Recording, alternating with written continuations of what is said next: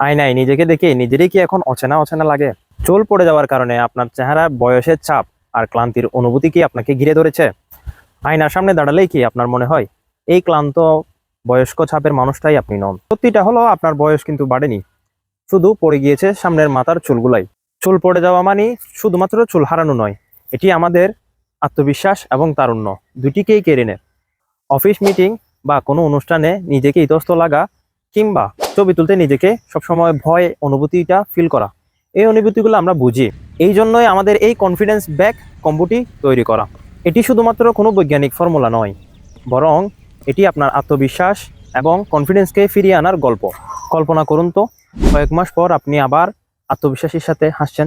শুধু চুল নয়, আপনার নিজের আত্মবিশ্বাস আবার ফিরে পেতে আজই আমাদের হেয়ার এক্সপার্টের সাথে কথা বলুন, অথবা স্ক্রিনে দেওয়া নাম্বারে সরাসরি কল করুন, অথবা সেন্ড মেসেজে মেসেজ করুন।